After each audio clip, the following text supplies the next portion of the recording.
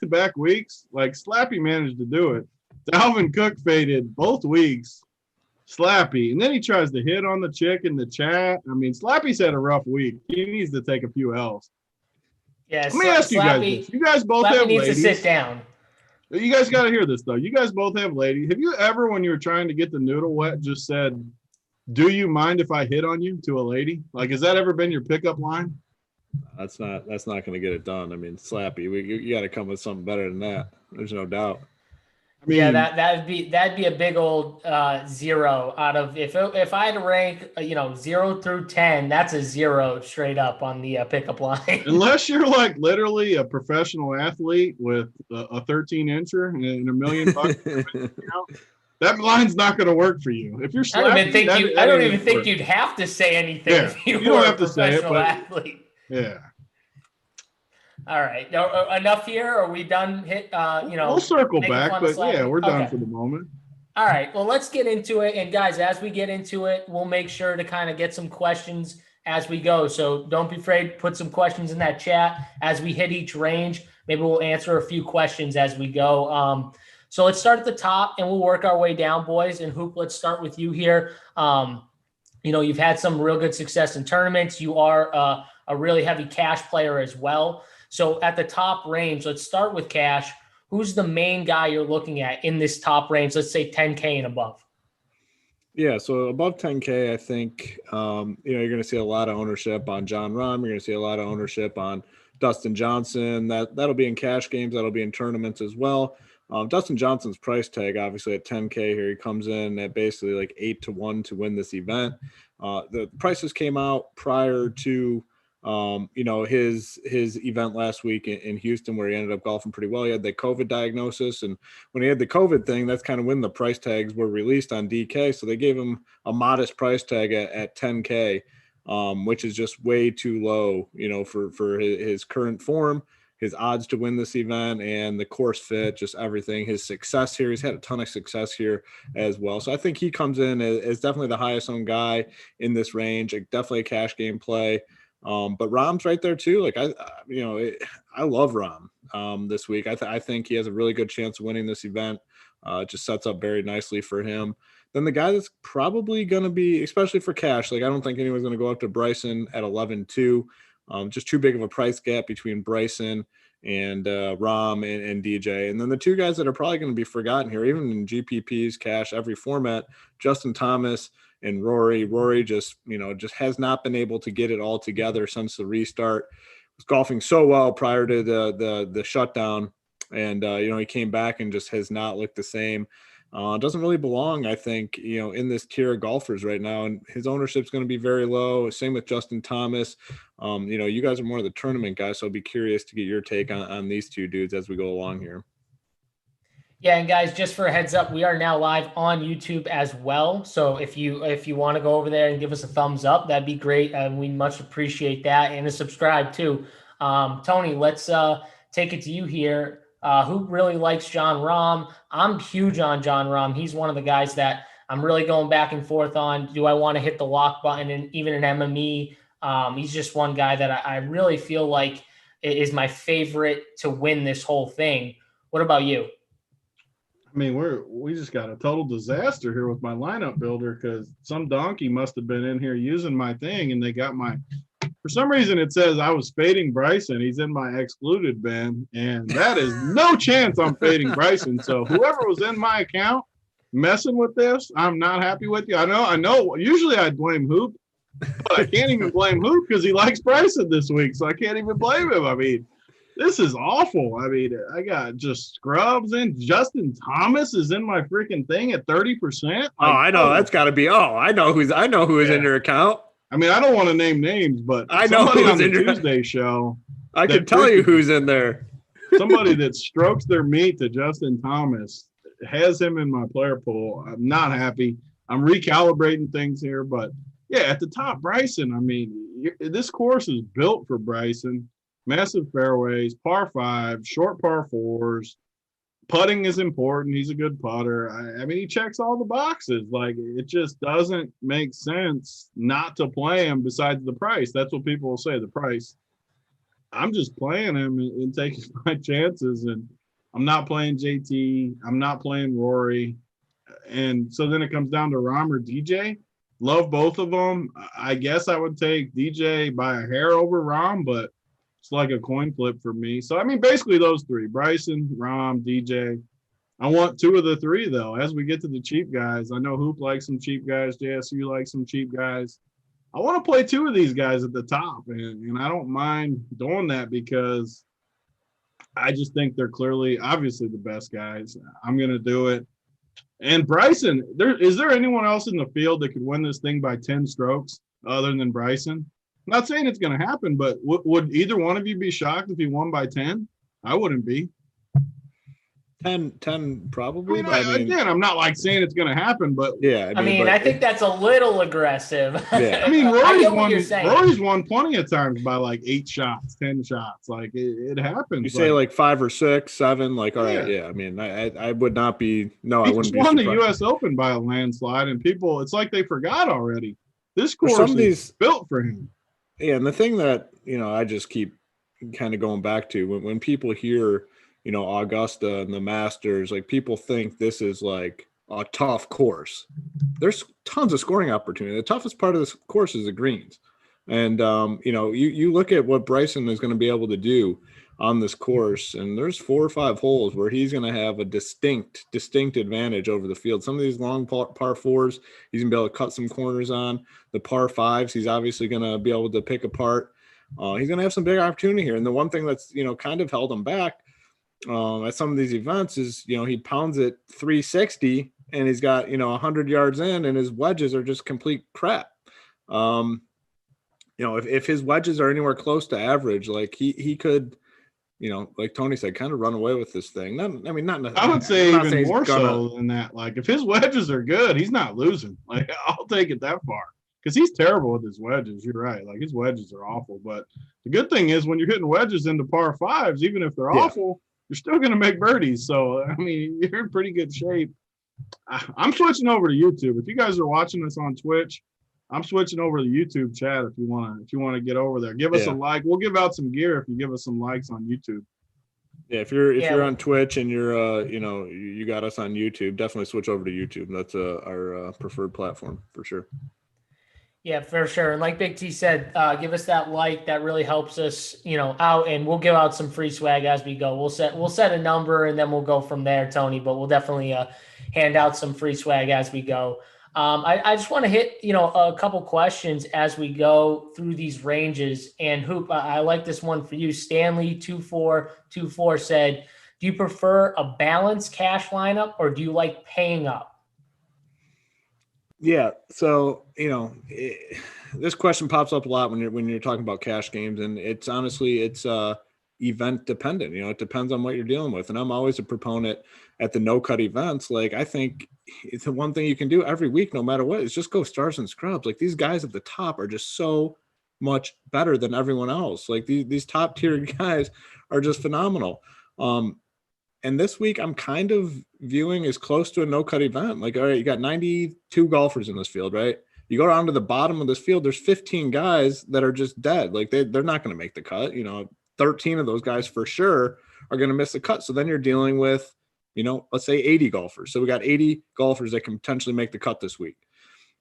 T50 makes a cut. So you're talking at least 50 of those 80 with the potential for 60. If 60 guys are tied for 50th, you're talking 60 out of 80.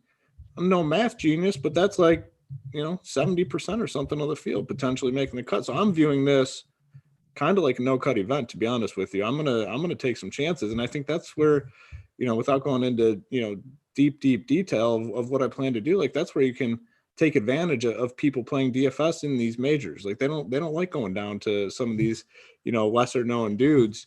And I kind of feel comfortable with some guys down low, which we'll talk about. But these guys at the top, man, they're just so much better than everyone else in this field. I mean, that's just, I don't know. Yeah, I mean, we'll continue on, but I like taking some chances even in cash.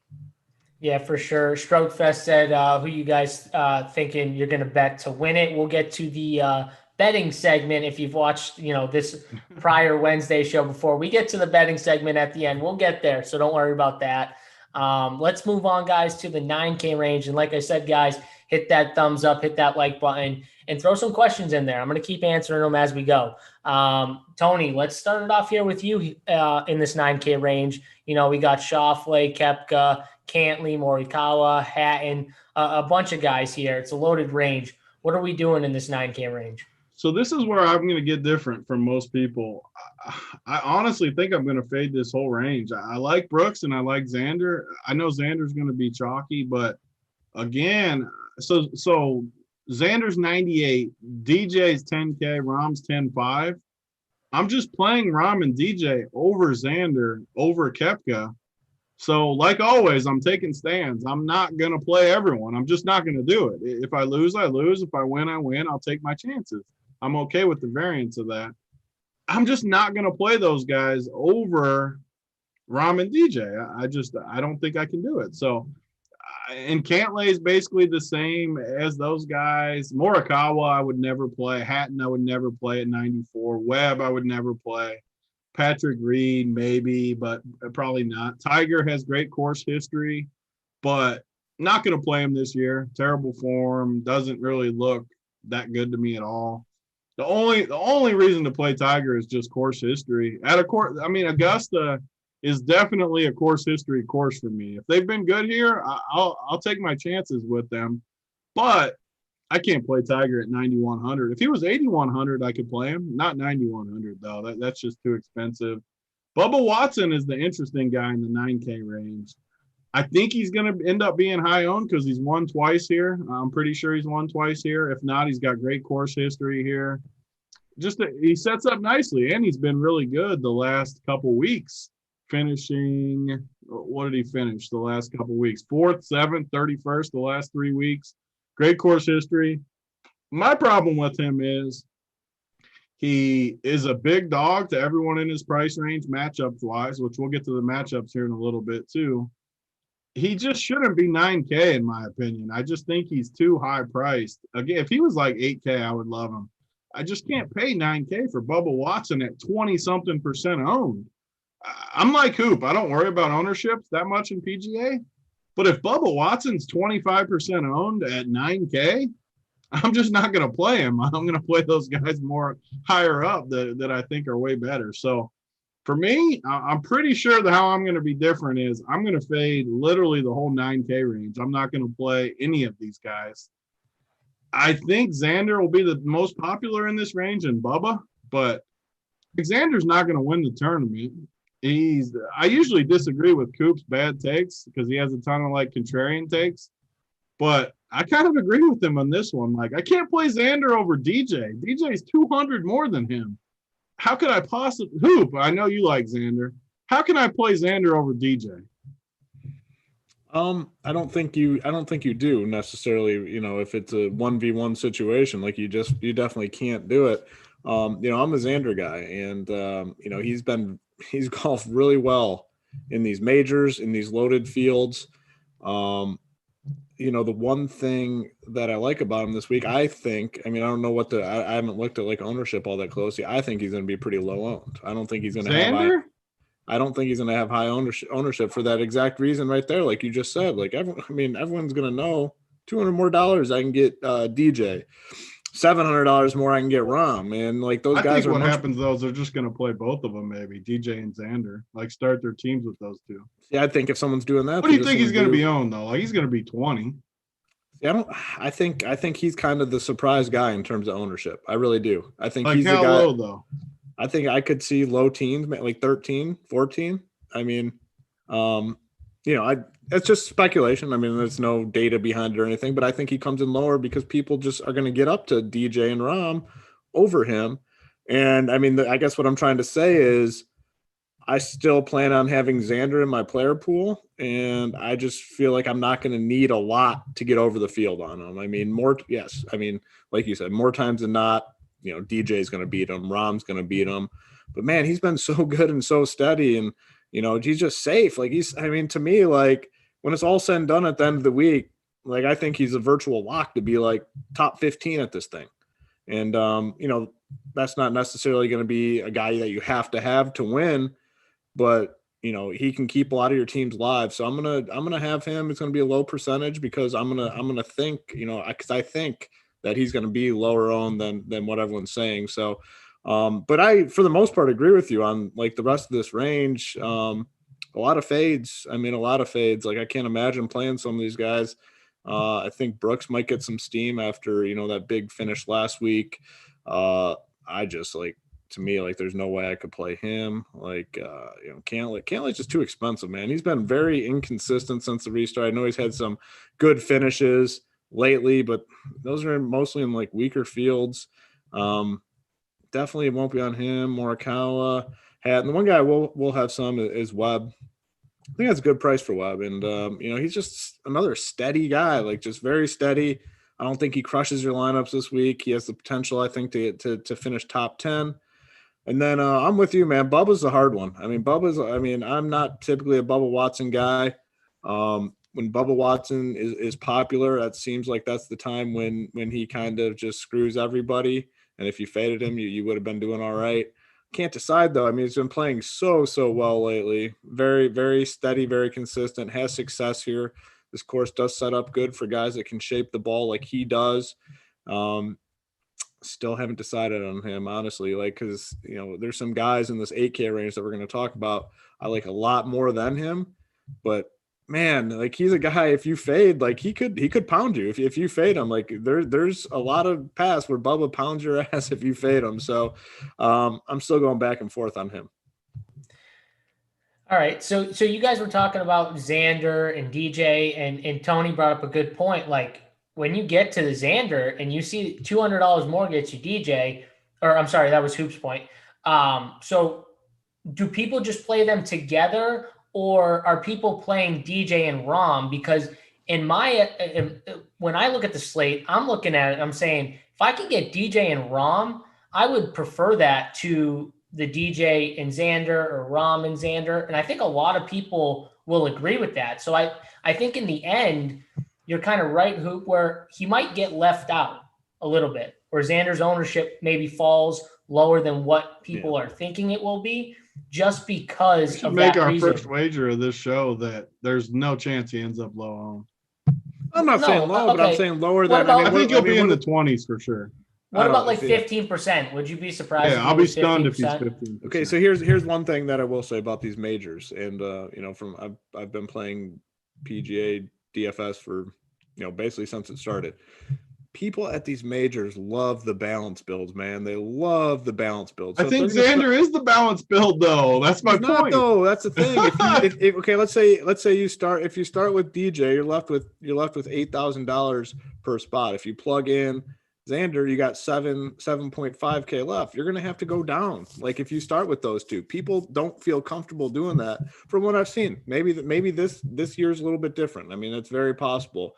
But I will agree with you in that though too. Like all these guys end up similar ownership. Like some of the guys we think will be low end up 12, and Xander ends up 18. Is there really a difference between 12 and 18? No. And honestly, like everybody, it gets spread out at these majors. Ownership, like there's never been a time in a major where I've rostered a guy and I thought, man, he's like way higher owned than I thought. It's always the opposite, where I roster a guy and like, man, he's a lot lower owned than I thought he was going to be. And it happens every single major, every single loaded field event. And this stuff, it gets spread out. It gets spread out a ton. So, that's the one thing that, I've always pounded in PGA and DFS. Don't let ownership dictate what you do. People love, that's what people love, these golf touts. They love talking about ownership and, oh, he's too chalky to play. Like in PGA, throw that out the window for the most part. Like honestly, it does not matter. Like when you're talking like these golf touts, they talk, oh, he's going to be 15% owned, I have to fade him. That is the worst piece of advice like anybody can possibly give you. Like, yes, okay, if he's 15% and he's the highest owned in his range, that doesn't even matter to me. Like, just if you're on a guy, just make sure you get over the field on him. If you love a guy and he's 15%, play him at 30%, and then you're way over the field. If you love a guy that's going to be 20% owned, play him at 40 or 45%, then you're way over the field, and it doesn't matter. So, like, that's the thing that just tilts me so hard when I listen to these golf people. They talk about chalk and PGA, and they honestly don't know what they're talking about. I honestly and think that's 30. So some of the chat was asking what number it would be. I think if you guaranteed me someone was 30% owned, that would be my number where I would start to shift off a little bit if I didn't like them. Anything in like 18, 20, 22, like that's nothing. If you told me for sure Xander's like 32%, like there's no way I would play him at 32 because I think 30% is my number where I worry about being a little too chalky. But it never gets there hardly. Even then, though, Hoop's point is kind of still there where just get over or lock him. If you love that guy, or lock him in. Like we play NBA DFS, all of us. We'll play 50, 60% owned guys if we think it's just too good. Yeah. I mean, what is it really? You're talking in golf, half of what NBA chalk is really, and we'll all eat that. I agree. I just don't understand how you can say, oh, a guy's 20%. Oh, that's too much. That's too chalky. You got to like that. Yeah, it really doesn't make sense. Let's see. We had a few questions on weather. So, a bunch of people were asking us, is weather going to be an issue? Either of you guys seeing weather being an issue here? So people have been in chat all day too. We've talked about it. Like Hoop, I assume Hoop has the same answer as me, but like I think it's going to be wet tomorrow early on and get a little drier as the day goes. But this course is so nice that I really don't see an edge either way. If they go out early right after the rain, it's going to be super wet and it's going to stick. It could be a little advantage early, but then the later guys are going to come back the next day too. I mean, they're not going to finish tomorrow. No way. So some people are going to have to play like 8 holes and come back and play the remaining holes in the morning. I don't see an edge, simply put. I mean, maybe Hoop has something different, but I don't see an edge. I mean, the only thing I see, it's going to be wet, but I mean, they have state-of-the-art drainage systems, state-of-the-art stuff under the greens. I don't know the proper terms on it, but they have everything. You don't know about the rough length or what? Yeah, the layered rough. Mango and the layered rough. The layered rough. You don't know about the layered rough at Augusta? Don't know about the layered rough at Augusta, but I mean, the only thing I could potentially do, is the bombers. I'm already emphasizing bombers. So like, when you're playing on a wet course, you want guys that can, hit it far in the air, and I'm already on those guys. So like, I'm happy about it being wet because it's going to give those dudes a little more of a boost. But that's about we want it wet as can be. Well, just like on the workbench, you want it as on the wet as can workbench. be. I mean, you want it sopping, and that's kind of the situation we're going to have tomorrow. But they got the state of the art stuff like that we don't have on the workbench, so they could dry that out. Mangone's good at drying out that area, not us three. Yeah, that's for sure. Mangone would definitely be the winner there. Any other questions, guys? Keep throwing those questions in. I want to hit some questions as we go. We'll move down to the 8K range. We'll start with Hoop. We'll start with you here. Tony Finau is the guy it's the first guy I see when I'm looking at the 8K range. Is he a person you're just going to lock in there, or do you have someone else in mind, like for cash games, let's say? Yeah, I think. Or did you ask Hoop or me? That was Hoop. My bad. Go ahead. Great listening, Tony. Big T's usually disciplined on the show. I was excited. That's my favorite guy, Finau. I got excited. Go ahead. You give him the sauce, and he talks out of turn. I mean, what's up with that? I never do that either. Yeah. Well, I'm always like, regardless of circumstance, I'm always a Finau guy. To me, he's good. And then he comes in at this price tag that's just too low. And, I think it's the same situation as Dustin Johnson. He was out, I think, when the pricing came. So they just gave him like a moderate price tag, and he's going to be popular, but man, like he's got it all working. He's a bomber. He has had success at this course. He's going to be popular, but it's the same thing we just talked about. Like, I'm not going to not play him because he's going to have some ownership.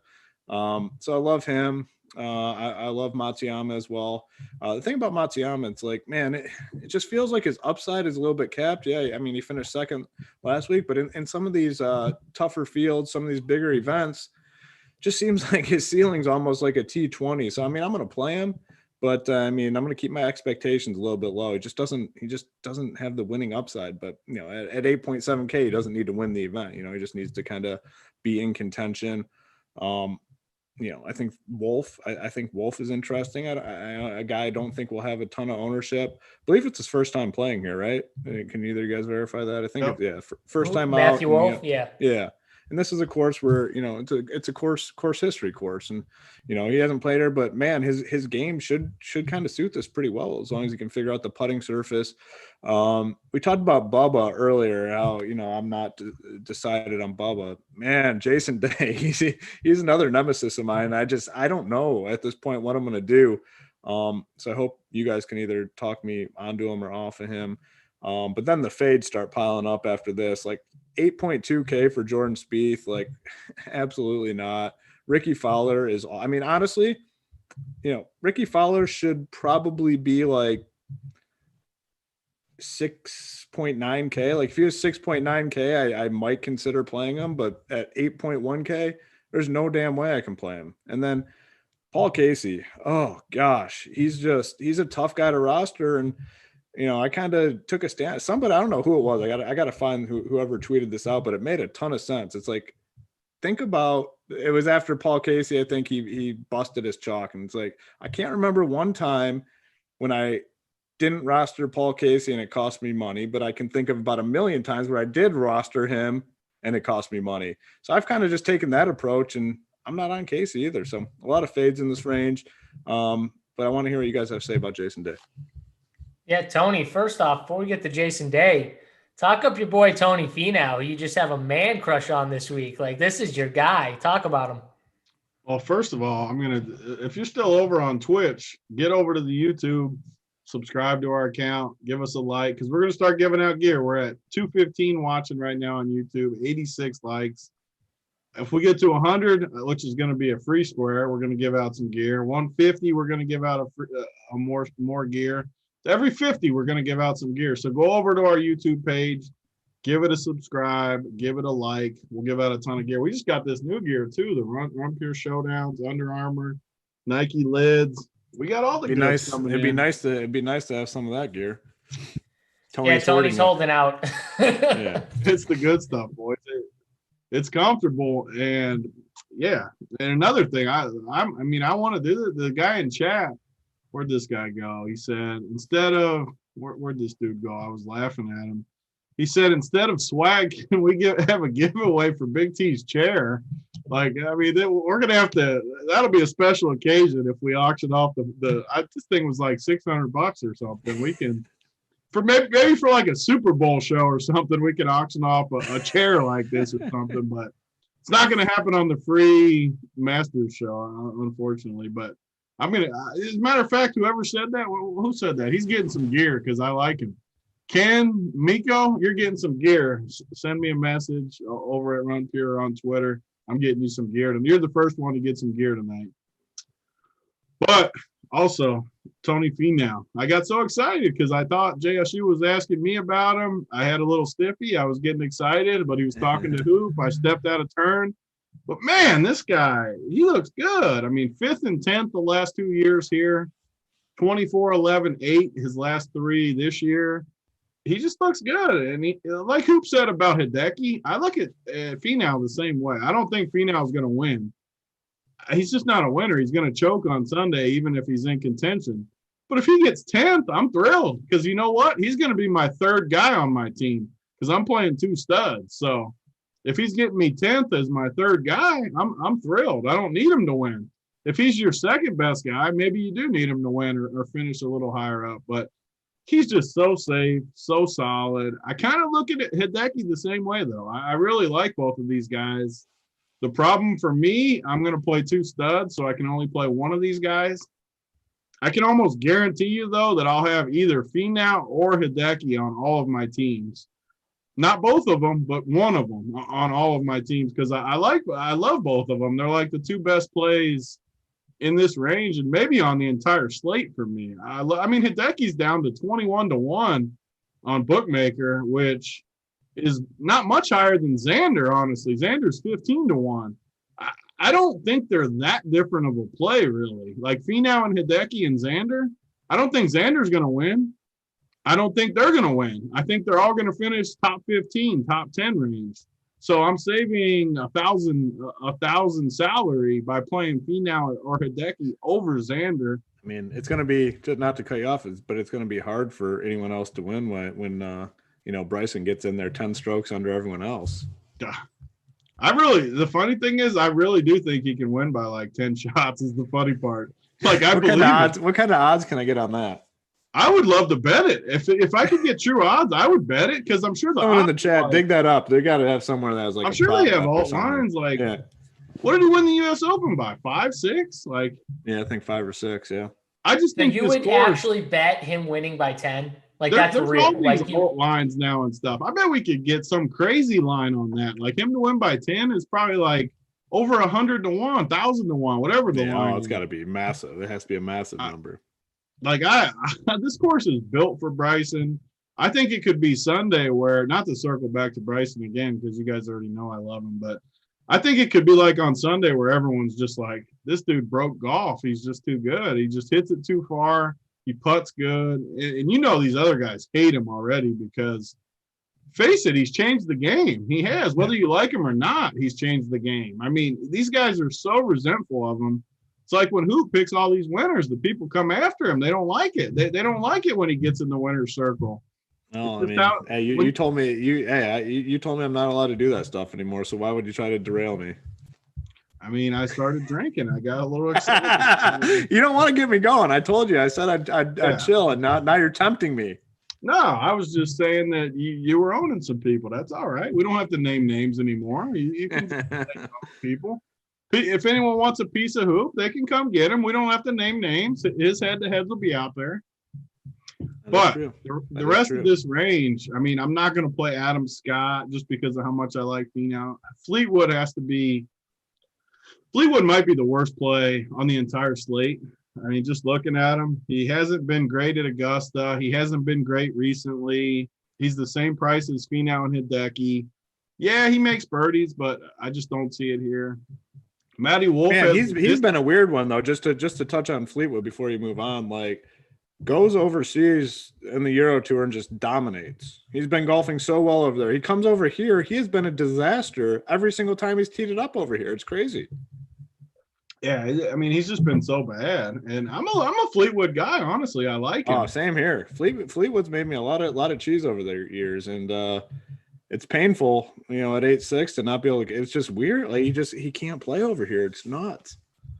I'm just a massive for this course more than any. In chat, I'm going to keep interacting with the chat because I like to keep them involved.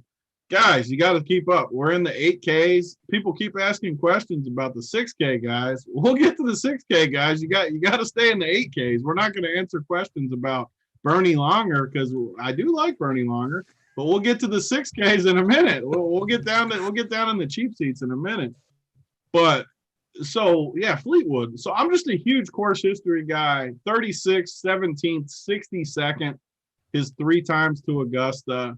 He's been awful here. I just don't see it. Maddie Wolf, I think, is the hard one for me because he's got the length we like, kind of like Bryson. He's got the swag even. He's got that swag that could get a Masters title, but he's never played here, which if I can play Finau or Adam Scott or not Adam Scott, Hideki, Finau or Hideki or Maddie Wolf, it's really hard to play Wolf over them because they got course history, they got recent history, they got everything over him, but he's got the length. So he's my tough one. Jason Day is kind of a tough one too, but then you got the polarizing guys, Ricky, Spieth, Casey.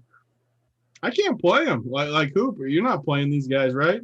No chance. I mean, what do you think of these dudes? Ricky, Spieth. Yeah, the 3 Casey. like course history guys. They're all good course history. They all suck in the last 2 years. Just friggin' suck. But they got the course history. I mean, it's I don't want to play him. Like I much prefer Jason Day in this like 8K range. Like if I have to choose one guy in that 8K to 8,500 range, it's definitely Jason Day. I never play Spieth, so I'm probably just going to continue that trend and just not play him. I know he's done really well here. And then Ricky Fowler, I haven't really been big on Ricky Fowler at all. So I don't know. I think I'm just going to end up fading those guys. But I mean, they're going to be lower owned anyways. It's not like they're going to be popular. I don't think they're going to be like 5 to 8% owned. So, I mean, if you want to take a shot on them, that's fine. I'm not going to probably though. Outside of that, the 8K range to me is pretty clear. It's Finau, it's Jason Day, and I might just be moving on from the 8K You're range. not The playing 7K any range. Hideki? I'm not playing any Hideki. I think I have a little more love for Webb in the 9K range where I won't have any Hideki. Why do you guys like freaking Webb Simpson? I don't get it. I just think like Hoop said, I think he has a real good shot to finish top 10. And I don't know, like you need someone like that in your lineup. Like he's got a good price tag too at 9,300. Like I think that's a really nice price tag. His game I think he should be like 8,300. His game is so well rounded. I mean, he's a top 8 like golfer. I think like in the world. I think he's just a good golfer. He can win anywhere. Webb is definitely not a Big T guy. I mean, his win odds are way worse than everyone in his range. I do think he's solid though. I agree with you guys. I think he'll finish 15th or 20th or something, but man, 9,300 is tough for me to pay on him. So would you guys take Maddie Wolf in that range? If forget about Jason Day, would you take Maddie Wolf over all those guys? Because I'm thinking I would now if I had to. I like Wolf in large field like GPPs. Like his range of outcomes is I think pretty wide, but like Tony kind of touched on, like his game, his game should suit this course well. And if he can get the jitters out of the way the first time at Augusta, like I think he could make some noise here. So I like him in large field GPPs. Hoop said the great point too. The funny thing about me and Hoop, we argue a lot, but in golf, we have a lot of the same takes, which is hilarious because it's like the only sport that we agree on. And I'm happy I agree with him because he keeps winning every week in golf. And I feel like golf's been one of my most successful sports. So I don't know. Like I think Maddie Wolf too correlates incredible with Bryson teams because if this length ends up mattering a ton, which we think it will, because if the course is wet and you need more length, these two, just like the U.S. Open, they could run away with first and second and just hide, and they just correlate really, really good. And I'm torn about Maddie Wolf because I definitely like Finau and Hideki more, and even Jason Day probably, but Wolf probably has more upside. I mean, right? I kind of think he has more upside than those guys. And the nice thing about Wolf is, in order to get over the field, I don't think he's going to have high ownership. So you're not going to have to allocate a crazy percentage to Matthew Wolf. Like you can, I mean, what's his ownership looking like? I mean, if you play 30%, you're going to be way over. You could potentially be, you could be like triple the field if you get that high. I mean, I think it'll be between 10 and 15. So you're going to be 2 or 3 times the field. Yeah, I don't think he's getting up to 15%. I mean, maybe. Well, I don't think he will though. Guys, if you are watching this for free on YouTube or Twitch right now, hit that thumbs up on YouTube and check out our premium we got over at Run Pure Sports. We got a promo code going on right now. RPS Masters is the code. Gives you 25% off your first month when you sign up and join. Gives you access to me, Big T, Hoop, all our core plays, AP, tiers, the Discord, which we're all in. You guys can, ask us questions and we're interacting, throughout the day, and, you can DM us and all that stuff if you have any questions or anything like that. So it's just really good to have access to. And I feel like it's helped out a lot of people. I know, the core plays have been one of the most popular pieces of content, but all the stuff like the slate plan we have for NFL and just kind of getting into our thought process, I know has been something that I've personally had some messages letting me know how much people liked it and appreciate the thought. When you're giving 2% on guys that score 50 every week, people are going to tend to like that. Let me jump in here to stroke real quick. So I have a buddy that I work out with at the gym, good friend of mine for 4 years, getting into DFS, and he plays in a league with his friends. There's 25 guys every single week. and he's a member of the site. And he was telling me the other day, I don't know if past week was included, but 3 straight weeks plugs in JSU's core in NFL and ships the league with his buddies. And they're like, man, like, where are you getting this advice from, man? You're kicking our ass every week. JSU's cores, 3 weeks in a row, shipped them. And it freaking kills me too, because just like Hoop, I want to kick Hoop's ass every single time we line up. JSU the same way. I swear, I've been trying every week so hard to just own JSU. Like, it pisses me off every week when we do this 3-hour Friday show. And every week he's owned me so far, and it's just, I mean, I can't handle it. I got to get the better of him here soon. It's a feeling you should be used to by now, Tony. And you know what, guys? I don't even, like, this was the best part, actually, was Tony saying that. It was the best part. I can't even say anything else. It's just, that was perfect right there. Because me beating Tony is, like, the best part of DFS, honestly. It's just it's so satisfying. Just listening to Tony be upset. It's just great. But I love it. That's like the problem, though. It's like after you do it so often, it's just like like your little brother growing up. Like, you beat the shit out of your little brother every single day. I wish Simon could pull up the cornhole. Simon, I forgot we got a real after a while video. Like, man, like, you're ready. After a while, like, you're just ready to step up to like a bigger competition. We got YouTube back. We need Simon to find. It's on my Periscope, Simon. Find the Periscope of me owning Hoop and him jumping in the lake. We need it right now. We're talking DFS and then here. Find the video of JSU hitting that game-winning shot to end it. End Tony. To end it? I ended that game right there, in your face and everyone else's face. I told you to get off the court.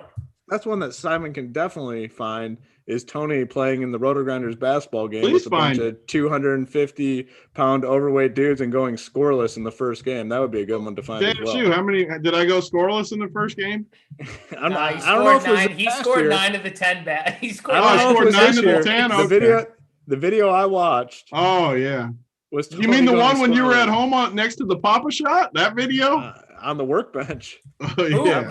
BigT needed you. Their team needed you. Yeah, I drafted him. Thank you, JSU. I drafted him and he didn't even come. I know he needed me. Trust, I saw. He didn't even come. He was on my team, and then Mangone missed the layup. I should have been blaming Hoop this whole time. If Hoop was there, Mangone wouldn't have even been on the floor. This is actually really good points right here. This has never come up before right now. Have been on the floor. Yeah, this has never come up till right now, and Hoop was on my team. He was on the losing team. I was on the roster. He made Mangone be on the court. I was on the roster. That is how much of a friend Tony thinks of you. He drafted you even though he knew there was like a 80% chance you weren't 80%? coming. There was a 99% chance he wasn't coming. He was 1%. Never leaving the state of Detroit. So you're staying state of Detroit. Yeah, so you're saying there's a chance. All right, guys, hit that thumbs up button. We got 9 more likes to get to 150 so we can give out some more free swag. Look at that hat Tony's got going. Me and Hoop don't get the good hat, the good stuff, but you guys got it coming. JSU ordered like $800 in gear. Yeah, because you got to get the whole you got to get the whole fan. I got 3 other brothers. Like, I got, girlfriend. They got girl. Like, you got to get everyone something. You got to make everyone happy. What do you want? I mean, I agree. I'm all about the gear. You guys know that. Buy all the gear. I'm all about it. All right, we're going to move on to the 7K range, guys. Throw some questions in there. Now we're getting to the 7K range. Hit us up with some 7K questions. You got some guys you're thinking about in that range. Shoot us some questions. We'll get to that 6K range in a second. Tony, let's start here with you in the 7K range. You talked about the 10K guys. You weren't going to have much, exposure to the 9K range. So I'm assuming this 7K range is going to be pretty big for you. Yeah. So the upper 7Ks is like the range I don't really understand. Like, I think a lot of these guys are going to be owned. For some reason, everyone always plays freaking Louis Oosthuizen. And I just don't get it. Like, I don't get why people always end up on this guy. He never does good. He won like one tournament in a monsoon one time. I think the British Open or something, a major. This guy doesn't get the job done. He does not get to the workbench. And people always play freaking Louis Oosthuizen and acting like he's some like huge big game hunter.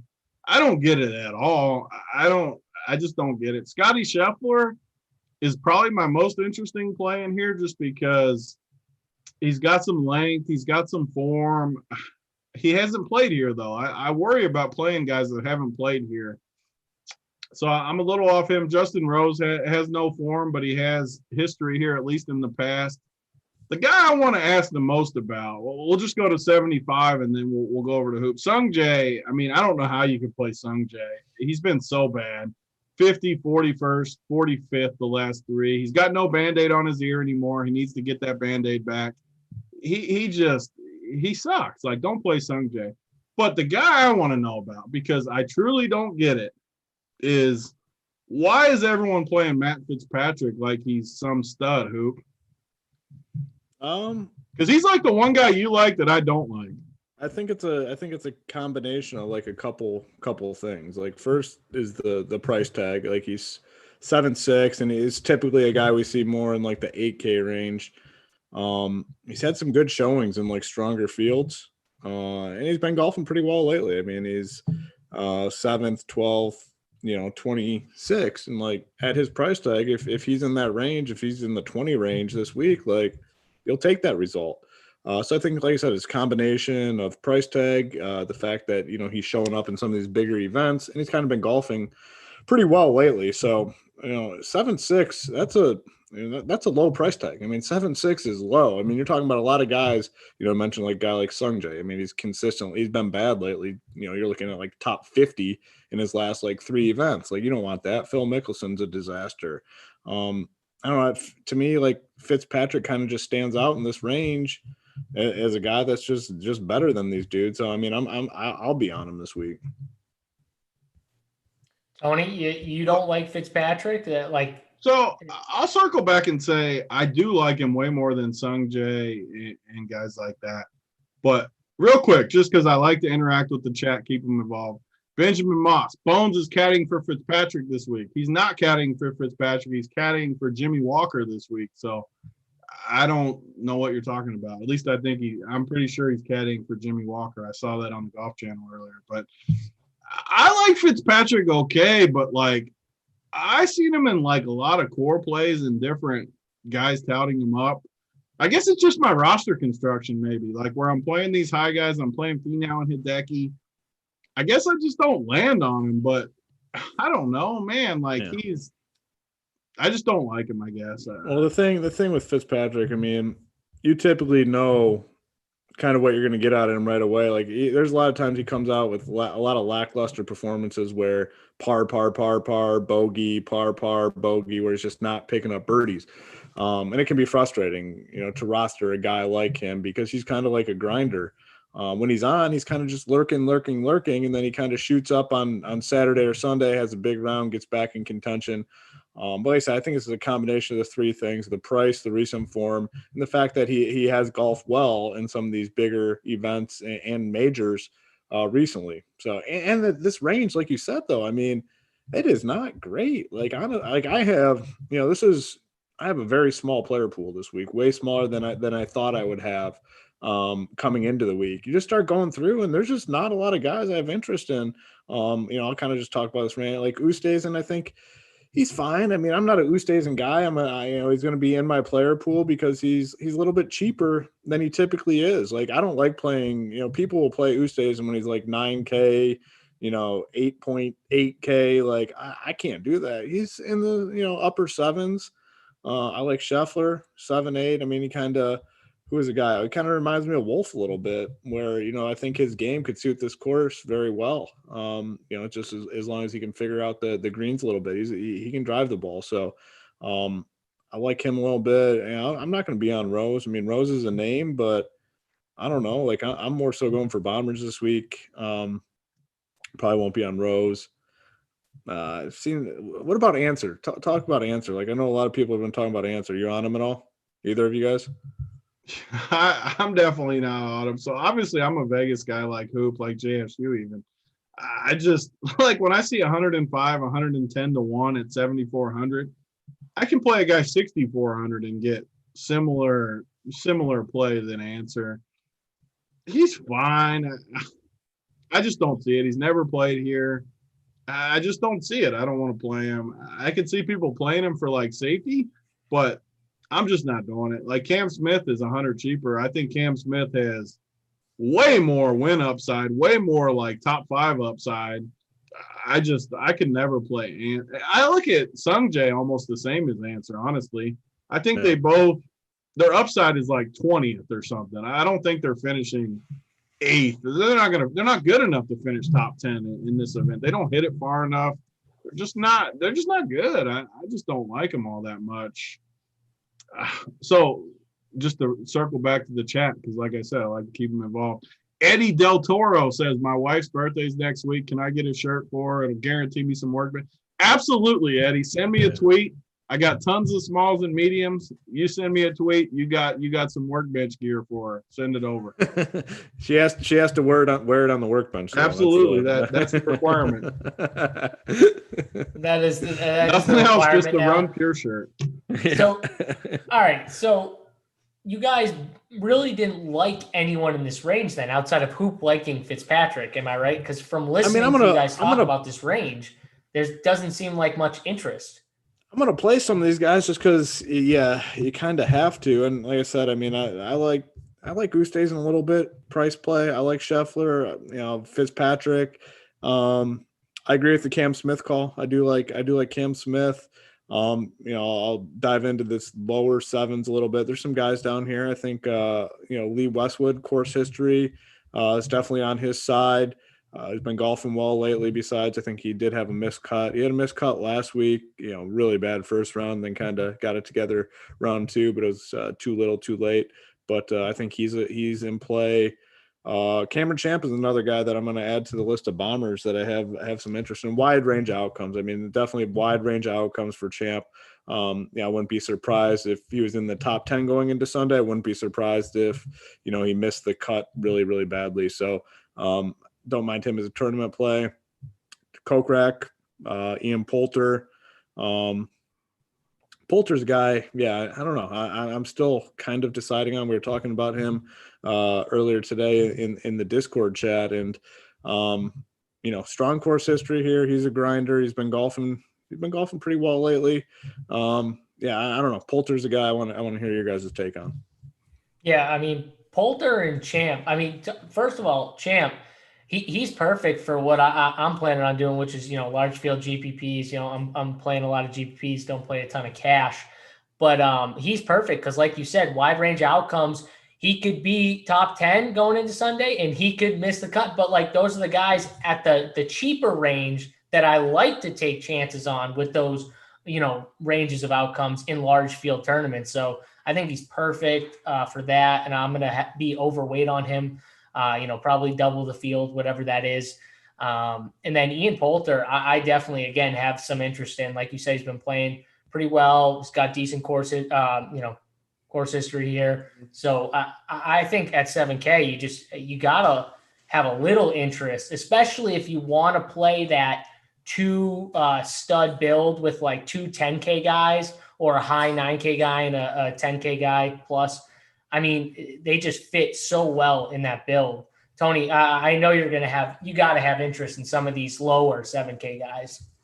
Yeah, I mean, everyone that's watching the show is going to know my range of builds because I'm playing the studs up top. I'm playing Hideki and Finau in that range, and then which leaves me naturally 7-4, 7-3, I guess, with Cam Smith. I like, and below 3 of those guys. Simple build for me.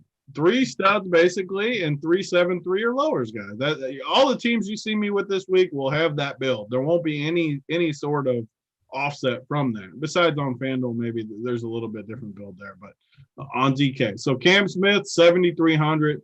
I love him. I mean, so he's got a 5th at the Masters 2 years ago. He's got a 51st last year, so he's got course history here. He finished 4th, 11th, 24th the last 3 weeks. So he checks recent history. He checks course history. He's 80-1 to win the tournament. He's minus 120 versus Casey. He basically checks every box for me at 7,300. And I really don't see The reason I like some of these guys. What's his number versus Casey? What was that? What was the number? -120 versus Casey. Wow, that's big. That's so big. And I honestly don't. So Casey's 8K, Fowler's 81, Speed's in there 82 or whatever he is in that range. Jason Day 84. Like, I don't think Cam Smith is that much different of a golfer than those guys. Honestly, like they should be like his price or he should be their price, whatever, however you want to look at it. He's 7,300. He's a great play. Shane Lowry is 7,300. He's 85 to 1. He's -150 over like Molinari, 105 versus Kokrak. He's just solid. Kuchar, I don't like as much, but Kuchar kind of falls into the bucket of Fowler, Casey, these guys that have great course history, but have sucked the last year or so. So I'm going to stay away from those guys. I'm not going to play the guys that have just been awful this year. And Kuchar's one of those guys. He feels too cheap. The crazy part about Kuchar, he's -137 versus Matt Wallace. He's -165 versus Gary Woodland. Those guys aren't great, but he's a big favorite over those guys. And he's got good course history. So maybe I should have a little bit of Kuchar just because of how cheap he is. Westwood. So Westwood is another guy that I want to ask you guys about because I think he's getting a lot of buzz because he's got history here. He's got a second. He's got, I think, a fifth here. Tons of course history at Augusta, which we like to see. But hasn't been great recently. I mean, he's got a 14th, I think. That's where I'll disagree. He's actually been pretty good recently. I mean, he's got his last three are miscut 30, 14. So I mean, decent. I mean, he just missed the cut last but then week. the PGA Championship 18, US Open 13th. He finished 13th in the US Open. Yeah. He's been. I didn't even know he played the US Open. Yeah, he's been golfing pretty well outside the miscut last week. So, I mean, the price is what it feels. The price is what feels rough to me. I don't know. I guess I could get behind Westwood because of the course history. I didn't know he finished that good at the U.S. Open. Yeah. So that I actually do agree with you though. Like 7-2, I don't.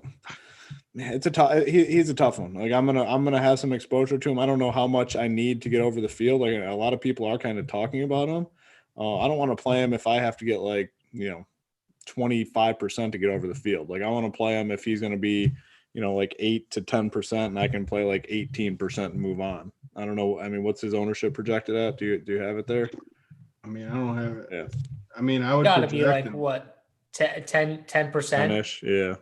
Sounds about Maybe right. since he's being talked up, it's 15 if he's getting really talked up. It's really hard for me too because I'm a Vegas guy, a sportsbook guy like you guys. I mean, Poulter is a big favorite over him. Kisner is a big favorite over him. I guess I just don't see it. Like he's 125 to 1 to win the tournament. He's +110 versus Poulter. He's +126 versus Kisner.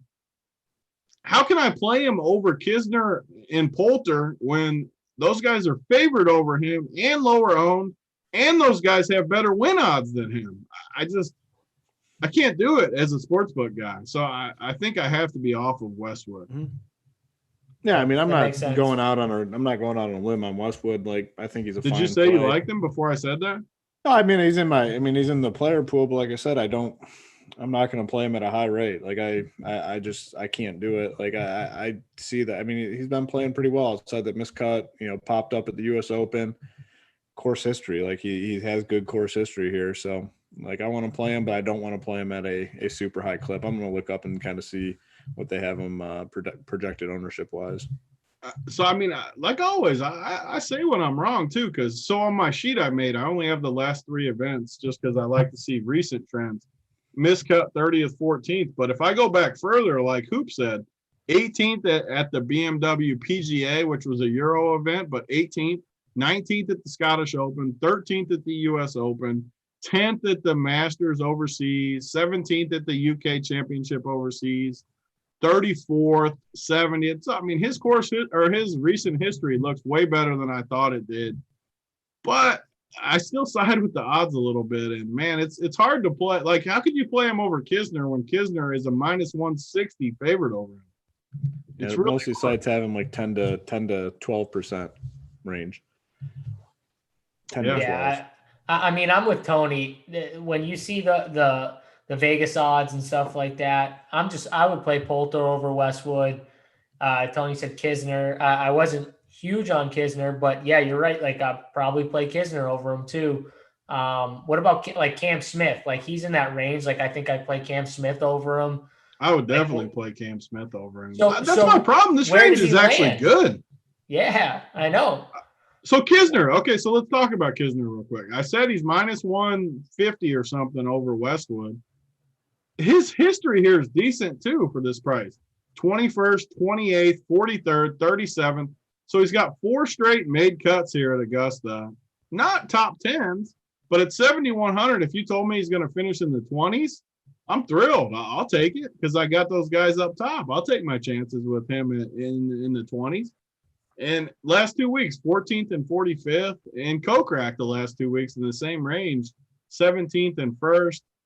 In Poulter, you guys talked about Poulter. He's got good history at Augusta, 12th, 44th, 49th. The last 3 weeks for Poulter, 12th, 5th, 6th. This is why I'm playing 3 studs. I don't understand why you can't just play these guys. These guys all feel like good plays to me. Yeah, I mean, I'm with you. Who don't you like? Who don't you like in this range? Kisner. You don't like Kisner? Yeah, I could not imagine playing Kisner. But why? I don't like him. I don't know. I just What don't you like though? I'm kind of more gearing towards bomber type players. I'm not going Kisner. I don't know. I just don't. Just not. It's a feel thing. I mean, I don't like him. I don't know. I really don't have a good explanation. I'm just not on him. Yeah, I mean, I'm the same way. If you don't like a guy, don't play him. Yeah, that's simple. Like to me, like. I love Poulter. I love Kokrak. I like both those guys. I'm just not Kisner, but everyone else I agree with. Yeah, and I will say too, we actually gotten a few questions on Westwood, so it's good you brought him up because people were asking about him. So that maybe his ownership will be higher. One guy we didn't talk about, Jason Kokrak. He's going to be pretty popular. Neither of you guys brought him up in this lower 7K range. Hoop, I'll start with you. Do you have any interest in him? Yeah, I mean, touched on him. I like him. I mean, 7K, a guy that can hit it far, and he's been golfing well. I mean, he's got let's see, a miscut at the Shriners, but outside of that, T17 a win, 17th at the U.S. Open, 6th at the BMW, 13th at the Northern Trust. 15th at the Wyndham Championship. Like, what more could you ask for out of a guy that's a flat 7K and the course fits him well? Definitely on Kokrak. Tony, do you agree? So this is where the ownership kind of comes in for me. I don't worry about it with the good guys, but with the guys like Kokrak, he's going to be so popular that if he's going to be 20% owned, I love this range. Like, seriously, we just talked about it. I like Cam Smith. I like Lowry. I could play Westwood now that I look at it. Cam Champ, Kisner, Kokrak, Poulter, all these guys. Even when you go lower, when we get into the 6Ks, these top 6K guys I like. If Kokrak's going to be 20%, I don't think I have to play him over these other guys when I can play Kisner at 10%. I can play Cam Champ at like 10%. I just would rather play the lower owned guys. I like Kokrak okay, but he's never played here, which worries me. And he's just going to be so chalky that I don't think I need him. But, I mean, he is what he is. If you told me he was going to be low owned, I would like him. But since I know he's going to be chalky, I don't like him as much. All right, boys, let's move down to the 6K range. Tony, I feel like this is where you find the gems in here. I know your boy On is in here. First of all, please tell me you're not playing him this week. Before we get to anything. Like, oh God, please don't. Mignon makes birdies, and he's 6,700. He's not my favorite. He's not going to be like in my core or anything, but I like him for sure. But the guy in this range for me is Sebastian Munoz. I mean, 6,700. You want to talk about a guy that's played good. I mean, so pull him up here. Let me pull him up. So we got last week, 14th at the Shadow Creek, 9th, Shriners 27th, Sanderson Farms 23rd. U.S. Open, he made the cut, so tough field. U.S. Open 59th, which isn't great, but made the cut. Tour Championship 8th. BMW 8th. Northern Trust 18th. Wyndham, he made the cut. So he's made 2, 4, 6, 9 straight cuts. He's got 3 top 10s in that stretch. The U.S. Open, Tour Championship, BMW are all big fields. I don't know what more you could possibly want besides some course history. He has no course history. But I don't know what more you could want from a 6,700 guy. He's got length. He's been playing great. He's 100-1 to win the tournament. I really don't know what more you could want from a guy at 6,700. Hoop, talk to me about this dude, because we got guys in the chat like hating on him for some reason, and I literally don't get it because he's done nothing but crush. That's all he's done for 3 months. Yeah, I mean, it's a tough case to make against Munoz. I mean, I guess the only thing you could really say is, oh, well, you know, if he's going to be popular, I want to be off of him because he's, you know, 6.7K. I mean, the results have been phenomenal. And it's not just like in these crappy fields, like you said, like the U.S. Open. I mean, he made the cut. And like if he makes the cut here, you know, you're probably happy with that. I'm thrilled. If you told me all 3 of my cheap guys make the cut, I am going to print money. Yeah, exactly. And like he's competed in some big events. Tour Championship 8th, like you said, the BMW Championship 8th, Northern Trust 18th. Like those are some big boy fields, and he's competing in those. So I mean, you know me and my style. There's no way I'm hating on Sebastian Munoz here. Honestly, like what could you say against him? Like I really don't get it. That's what I'm saying. The only argument you can make is he's going to be super popular, and it's just in not course gonna be history. the case. Like he hasn't played here. You could say that, but yeah, nah, I'm on him. I mean, I honestly don't get how you could fade him. Honestly. And the guy in chat said Munoz played a tournament here as an amateur, so he's been here before. He's trying to get some gear too. So I mean, we may give you some more gear. We're at 150, so we're already at 2 pieces of gear on the show, plus the 2 we already gave out. So now we need to get to 200 and get another piece of gear. Yeah, for sure. Hit that thumbs up button. Tony, you talked about Munoz. Anyone else in this range that you're really high on besides? I mean, I love this range. The build is so simple for me this week with those studs, those 3 studs, and then 3 cheap guys. I literally love like 10 guys in this range. All right, well, give us like 2 more. You don't have to give us all 10. Just give us 2 more that you really like. So the thing is, the guys I'll name one for him. Here you go. Same price as Munoz. He loves himself freaking Molinari this week. I think Molinari is the riskiest play on the slate. But I think he has top 5 upside at 6,700. And I mean, he finished 5th last year. Yeah, he's the same guy as a year and a half ago. He finished 15th last week. He has top 5 upside? Yeah. Oh, all right. What? So he finished. Come on, no. All right, get him. Okay, so, give it to him then. I'll state my case. I'll state my case. The last 3 times to Augusta, the last 3 years, 5th, 20th, 33rd, all good finishes. Last week, 15th. He really hasn't played much. That's his downside. But he's 6,700. If he'd been playing, he'd be 8,200. Like he's priced like the scrubs. Yeah, there's risk, but. I mean, he is way too cheap for his talent level. I mean, I think that's where we disagree.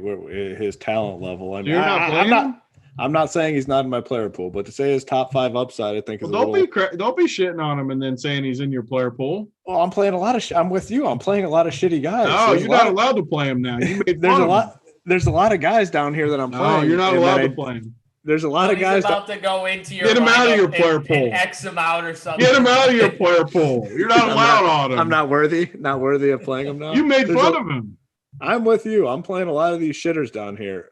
Not many of them. 6,700 and he finished. Not many of them. I'll just say that he's 6,700. He finished 5th last year and 15th last week. He's just not the same golfer though. I mean, he finished 15th last week at the Houston Open. but it's still 15th. I mean, that's a At solid showing. not even the Houston Open. It's the whatever. This field Open is starts not with the V. exactly the greatest either. There's tons of bad people in this field. And like you said, 60 of the 80 people are making the cut. Yes. That doesn't mean the guys that are 6K are going to be top 5 finishers. That's the only issue I have. I have no issue with anything you said besides the fact that. So if he finished 5th, like you would just be totally stunned. Yes. I'd be baffled. I wouldn't What be are the, stunned. what are the odds, Hoop? What are the odds? Yeah, let's hear the odds. Come Okay, on. let's hear this. I like this, JSU. He's got to be like to finish top 5. I mean, I'm not going to be Mangone and pull up the books and like get something like close to Yeah, the just books. throw it out there. He's got to be like 100 to 1 or something. 100 to 1? Are you out of your mind? Oh my god! I mean that. If I could bet 100 to 1, like I would bet a lot of cheese. Anyhow, all right. After all that, like I'm not off of him. Like 6.7K. Like I'm playing a lot of these guys down here. Don't get me wrong. Molinari has not been playing well. He's not the same guy that from the Masters like a year and a half ago. Like he's not that guy anymore. But at 6.7K, he doesn't need to be that guy. So, yeah, I'm probably on him a little bit. But anyone else you want to talk about? I won't make fun. Chat's like, yeah. Oh, okay. Today best top 5. Yeah, give me 100 to 1. I'll bet it. Who wants to book it? Okay, let's bet it. I'll put $100 at 100 to 1. Who wants to bet it? Okay. Like everybody can say, oh sure, at even money, I'm not going to take it. Of course, if it's 100 to 1, like what are you talking about? The guy in side bet that he gets top 5. Okay. Like, I will say I'm not booking that bet. Yeah, of course you're not booking it because it's a bad line. Like you're not booking that. Oh God! All right. I mean, his true odds. Like, okay, so where would you feel comfortable booking it? Like, it would probably be, I don't know, like 40 to 1 or something would be like where you'd be comfortable booking it. Like in that range, you're not booking 100 to 1 to do finish the top 5. No one is. All right, so we're going to get away from this conversation now, and I'm going to lay out a couple golfers, and I'm going to have you guys both answer it, starting with you, Hoop. Corey Connors, 1, Lanto Griffin, 2. Those are 2 guys that I'm seeing down in the 6K range that I might have some interest in. Oh, and Siwoo Kim. Those three are the guys I want you to hit on. So give me if you like them or if you don't like them. I love 2 of them. I love Connors and I love Lanto. Not on Siwoo. I'm just not a Siwoo guy. I mean, I know a lot of people are Siwoo Kim guys. I'm just not a Siwoo. I'd never really play him. Not going to play him here. Love Lanto. Love Connors. I think they're both really good plays. But, you know, I'm with Tony. I'm playing a lot of these guys down here because of the way my builds are going. Yeah, I love it. I love to hear you say you're on Lanto because he's one of my guys I'm probably highest exposed to in MME. So I love that. Tony, same question. Lanto, Siwoo, Corey Connors. Yeah, I mean, I like all these guys. Siwoo has 21st, 24th the last 2 years at Augusta, 17th and 8th the last 3 weeks current. I mean, I got a simple formula in golf. I'm kind of like Hoop, where we look at odds, we look at recent history, we look at course history and kind of weigh it all together. And when you look at Siwoo, he kind of checks all the boxes at 6,800. So you have to have some of him. Matt Wallace, I like in this range. Who else did you say? Connors. I like Connors. I mean, I basically Lanto Griffin. So one of my buddies that went to my high school that is a pro golfer now on like one of the mini tours. His pick this week was Lanto Griffin. Really? And I can't disagree. I mean, he's been awesome all year overall. He's finished 58th, 11th, 7th the last 3 weeks.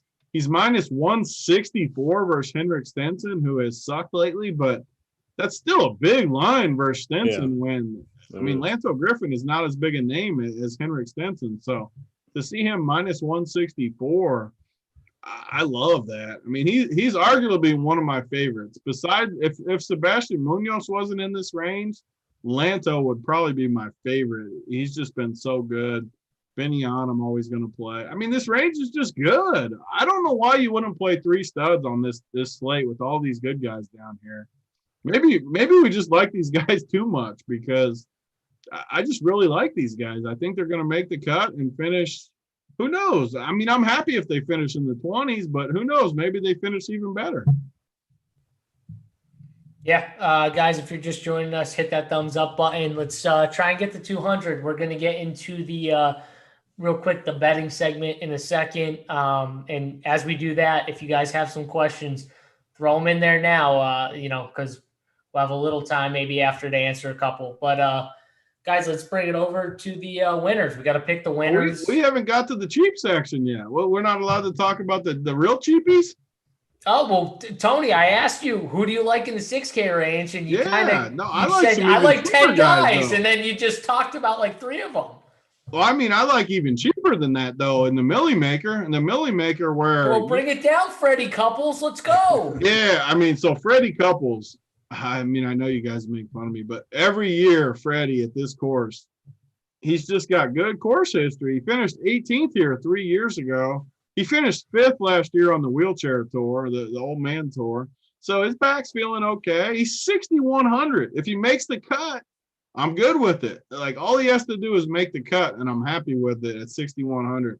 But, yeah, I love him. But you got guys like JT Poston down here at 6,300. I mean, the dude is 140 to 1 to win the tournament. He's 6,300. He's minus 183 versus Chaz Reavie. The last 3 events, he's finished 20th, 51st, 27th. I just like 6,300 for JT Poston in a Millie Maker format is just too cheap. You have to play some. Charles Howell III, 6,400. He's got 2 top 30s the last 3 weeks. He finished 32nd last year here. That is just too cheap for Charles Howell III at 6,400. Justin Harding, 6,300. He finished 12th here last year. 12th. He finished the last 2 events, 38th and 30th. No one is going to play Justin Harding. He's going to be 1% owned. Millie Maker format, if he somehow got you 12th like he did last time, you're going to just totally print money. Like, again, it's not obviously Justin Harding. Like, I'm not saying to lock him into all of your teams or something, but play Justin Harding 5% and you're 5 times the field because he's going to be 1% owned and he works on these teams. Free Money Freddie, though. Oh, baby, Free Money Freddie. Free Money Freddie always treats me well. Couples, Free Money Freddie Couples, moving over from baseball to the golf. Oh, go ahead and make fun of me, guys. I know you hate Free Money Freddie, so go ahead, Hoop, make fun of me. I mean, I'm dipping down here in the Millie for some of these guys. Did you mention Tyler Duncan or no? I didn't mention him, but all these guys down here I'm okay with. Yeah, I have some interest in Duncan just to add on. I'm with you. I mean, I'm playing a lot of these guys. I mean, Freddie. I mean, yeah. I mean, I get it. I might regret not playing him. I don't know, but I'm not going to play Freddie Couples. Not even a single share out of respect for Big T. Maybe if you phrase it like that, then maybe I will. I mean, just get you one. Like 2 of the last 3 years, he's finished 38th and 18th. If he does that, you are thrilled at 6,100. That's 2 of the last 3 years. He loves this course. COVID helped his back. Like, his back isn't sore like it usually is. The dude loves this course. I freaking love Freddie. He might end up on my main team. That's how much I like Free Money Freddie. All right, let's get into that point of the show. All right, so we had some questions I wanted to hit on real quick. One of them was any interest in Graham McDowell? Either of you, Graham McDowell? I'm not playing McDowell. I haven't played him. He's a guy I'd like never play. Yep. All right, Jordan says you're not playing him either? No.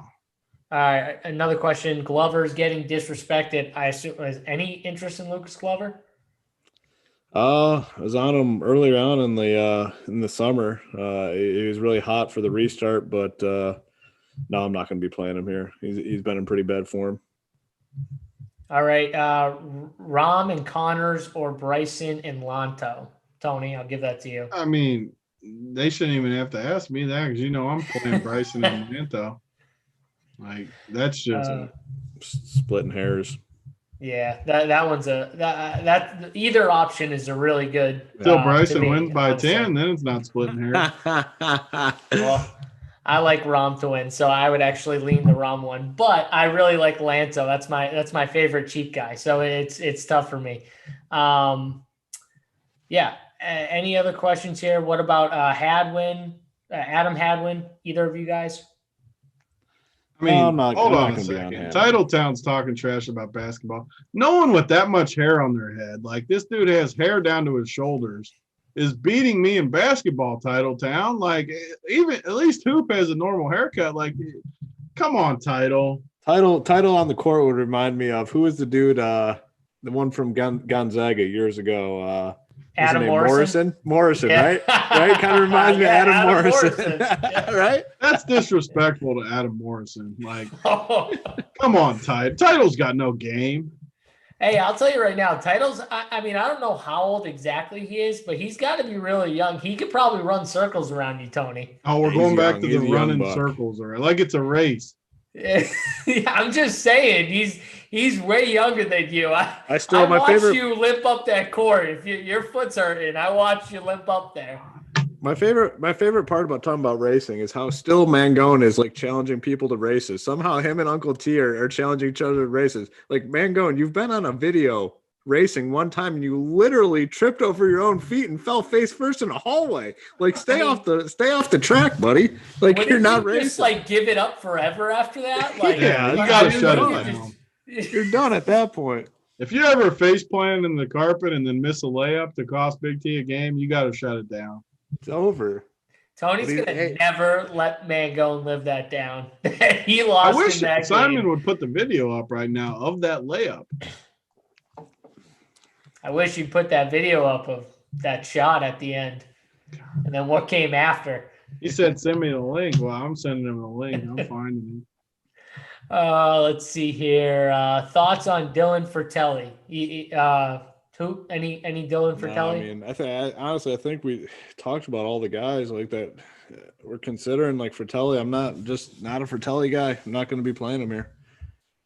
Yes, Joey Work. Morrison had a great NBA career. Yeah. All right, Joey. Yeah, I know he is. Love Joey Work. Oh, by the way, speaking of Joey Work, the Bet Side, if you guys haven't subscribed to the Bet Side yet, you guys got to check them out over there. I know our boy JJ has been running hot. He's 25-3 in his last 28 bets. If you're already a subscriber, it's just an extra $20 to get the bets. If you're not a subscriber, get over there, check them out, and check us out over at Rumpier Sports as well. Like I said, we've got the promo code going right now. RPS Masters is the code. You get 25% off your first month when you sign up. So get over there and check us out and check out the bets as well. Tony, are we finally ready to get into this betting segment? Yeah, we're ready to dive in. All right, let's do it. You're the lead dog here. Hoop, talk about some of these matchups. Let me pull up a few here. Hang on. Yeah, I'll pull up some too. I'm looking for this video. I gotta find this video. I got one for you right off the bat. I mean, Corey Connors and Munoz, at least on DK, minus 118. Corey Connors. I mean, it's pretty close though. Connors is favored over Munoz? Yeah, just by a little, but still, Munoz is minus 106. Yeah, I like Corey Connors a lot. That's the problem with the cheap guys is I like them all, but I don't know how to really separate it. That's why it's nice in the Millie Maker because you can kind of just plug them all in because it's tough to like choose between them. There's a bunch of them. Like some of them are for sure going to miss the cut, obviously, but it's hard to decide between them. Connors does have nice numbers against other guys. Like he's 150 minus 155 against Brendan Todd. I mean, he's pretty favored. I think the most interesting thing about the matchups, to be honest with you, is Bryson being such a big underdog to like DJ and Rom. I just think it's really interesting. I mean, Bryson's the favorite in all the betting markets to win the tournament, but in these head-to-head matchups, Rom and DJ both smash them, like big numbers too. It's not like little numbers. Let me see. I can't find it right now, but I think it was like one. Yeah, like Oh, DJ's minus 146 against Bryson on bookmaker. Like that's a big boy number. Yeah, and I think DJ's also favored over Rom minus 125. Yeah. Rom's plus 100, so that's kind of interesting as well.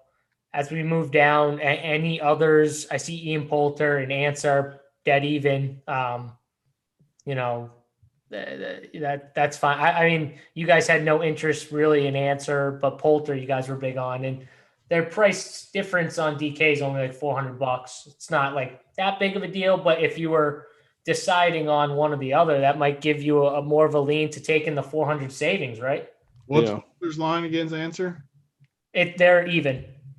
Yeah, I mean, yeah, I Bryson, like Poulter way more. Bryson and Rory are even. They're the same. That's interesting.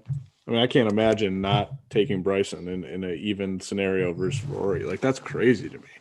So I mean, so this has been the hot topic all week with people. Like, why is Bryson the favorite of the tournament, underdog in all the matchups? I think it's simple. Like, I think we're gonna know right away. Like, is this course gonna shape up with this new game? Like, I think he's either gonna win easy, or he's gonna struggle a little bit and maybe not finish as good. So, like DJ, DJ's finishing top 15, top 10, bare minimum. You don't know that about Bryson. Like, I love Bryson, but he could finish 30th and I wouldn't be shocked. But he could win by 10 and I wouldn't be shocked. Just way wider outcomes. And DJ, that's just not the case. And kind of Rory the same way. Like, he just hasn't been – he just has sucked. I can't imagine playing Rory. I mean, he just hasn't been good at all. So – that's why Bryson, though, makes sense in large field tournaments, right? Like he's got another like kind of wide range. Just in tournaments in general, I think. Just like if he wins, he's got as good a chance as anyone to win this tournament, put it that way.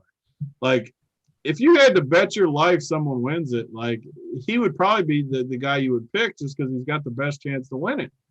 But he's also got the best chance to miss the cut probably of all the studs too. So he's just got a wide range of outcomes. He's another guy where I think it could be an ownership surprise when everything locks tomorrow. I think there's a chance he comes in lower than people think.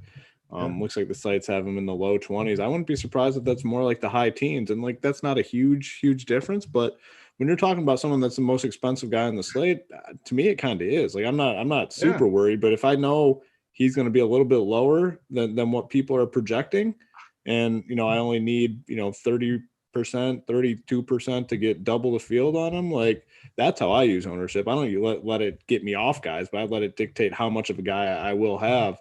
And I think there's a chance, like I said, that Bryson is a little bit lower. I mean, it's just so, you look at the savings. I mean, you go $700 down to Rom and then a full $1,200 down to DJ. And I don't know, I think we could be in for a little surprise, which is going to be good. A good thing for Mr. Big T. And put it this way though, like say he comes in 18% and he wins, but not 10. He wins by 3 shots. Like you're gonna probably need him to win. You're gonna need him to be good in tournaments at 18%. Like that's low owned to me for the guy you think's gonna win the tournament. Yeah, I love Bryson. I can't wait to watch him play tomorrow. All right, Tony, I got one for you. So we talked about Maddie Wolf for a little while when we were in that range. So I see matchups against him and Jordan Spieth, big favorite, minus 150 against Jordan Spieth. We don't like Spieth, but still, that's still pretty good. And then Tiger Woods and Matthew Wolf. What do you think the line is there? I mean, I think Wolf is minus 150. Yeah, 136. But Tiger's going to be a big dog against everybody. Yeah, it's just. But to me, though, I'm looking at that, and Spieth's in his price range. Like Woods is like a little more. Like there's no. To me, Maddie Wolf is just such a better play than all those guys in and around that price range of his. That like 82 to 8,400 outside of maybe Jason Day. Yeah, I mean, and just talking about Jason Day, they're in the same range. Jason Day is minus 165 versus Wolf. That is a massive. Oh, really? Yeah. That big, huh? Yeah. That's a big boy number. That's what makes it tough about clicking Maddie Wolf's name over Jason Day. But it's the same thing with Bryson. Like, I think you can literally pair Bryson and Wolf together because Bryson's a big dog to everyone that's cheaper than him. Wolf is a big dog to guys like Day. They're the same. Like, if the distance matters and just like the U.S. Open, they finished first, second. If the distance matters more than we realize, then they're gonna end up paying off their price. Put it that way. But there's more risk in Wolf than Jason Day, like without a doubt. Yep. Yeah. Like Wolf has a way better chance to win this tournament. But if you had to just bet head to head, you'd probably take Day, right? Like, I mean, I know he's a huge favorite, but he's way safer too. Yeah. I mean, anything else popping out at you with these matchups that you're seeing? I mean, just looking at my sheet, I can kind of go down the sheet. I mean, let's look. I can even put this. So I got this Google sheet where I got a bunch of the prices and odds, and it's not all updated because it was this afternoon, but I'll put it in the YouTube chat if anyone wants to use it. It doesn't let me freaking put it on there. I'll put it in our Discord if anyone wants to see it. Doesn't let me post a link in the YouTube, but I'll put it in the YouTube. I'll put it in the golf channel over at our Discord at Run Pure if anyone wants to use it. But so I'll just go down the list too because I got all the matchups on here. But DJ, I think is clearly the best play according to the odds and matchups. I think he's minus 146 versus Bryson, 134 Rory. I mean, do you guys have a matchup versus Rahm, DJ and Rahm? Yeah, DJ was a big favorite. Was he a big favorite? Oh, wait, I'm sorry. Was he a big favorite? I thought it was close. I shut it down here, but they're the two best guys. I mean, no matter what the odds say, as far as just safety and security and stuff like that. DJ's minus 125 against Rahm. Okay, sorry. I definitely think DJ is the safest good play on the board. One thing I think is interesting, Xander is a dog to Rory and to DJ, kind of like we talked about. DJ is 200 more. He's plus 128 to DJ. But Rory is minus 125 to Xander. So he's only 400 more than – I just think Xander's a bad play, honestly. Like, I know he's safe. I just don't think he's as good as Rory and DJ and Rahm and even like Brooks Koepka and Cantlay. Cantlay is similar to Xander, but – so let's keep going down. Hatton, I think Hatton, we didn't talk about him. Just according to the matchups, I think Hatton is a pretty good play. He's minus 125 to Bubba. He's basically a coin flip to Cantlay. I don't think that many people are going to play Hatton. Like, he can't be owned. So I don't like him. I'm not going to play him because I'm not really a Hatton guy. But just according to the odds, I think Hatton is a pretty good play. What do you think of Hatton, Hoop? Not for me. I don't know. I just that's just kind of like a dead range to me. I'd much rather play Webb Simpson over him, and they're priced similarly. Yeah, I like it. I mean, so Webb is minus 155 to Morikawa. I mean, we're not going to play Morikawa. He doesn't check any of the boxes really for me. I like Morikawa, just not this week. Patrick Reed is a dog to Hideki. Bubba. So Bubba is going to be popular. He's a big dog to Hideki, and he's a dog to Cantlay, and he's going to be high owned. I think we all kind of are off Bubba a little bit. I mean, are either one of you guys on Bubba? Yeah, I mean, I'm kind of leaning towards. I mean, I haven't finalized. I'm leaning towards probably playing him. I don't know though. I mean, it's just he's the toughest guy for me to pinpoint this week, to be honest. Like he is so difficult. It's probably my last decision in my player pool whether or not to play him or not. I just fear like when he's popular, when he's popular at a higher price tag, it just seems like he's a lock to bust. Yeah, no, I agree. I mean, if he was like 8K, I think he would be awesome. Keep working down. Finau is a monster favorite over Morikawa, favorite over Webb. We love Finau. Hideki's favorite over Brooks Koepka. That's interesting. Hideki is 8,700. Brooks Koepka is 9,700. And Hideki is minus 133 over Brooks. And Hideki's minus 143 over Fat Pat. So The odds makers clearly like Hideki, which is very interesting to me. I'm glad because I'm all over Hideki, so I like him. Let's keep working our way down. We got, what's another interesting one? Paul Casey, we already talked about this, but Paul Casey is 8K.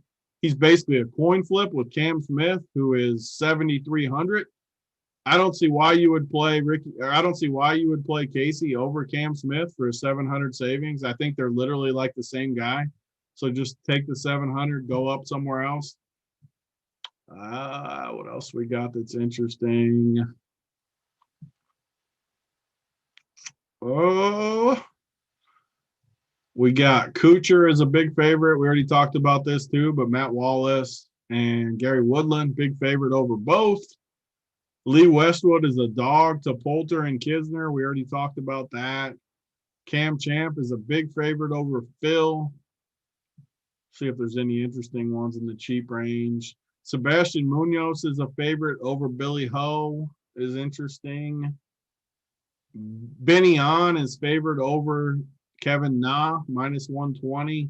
Corey Connors is minus 155 over Brendan Todd.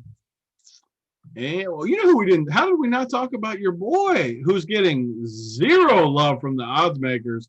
Mr. Buzenhosen is a plus 140 dog to Charles Tony, the third.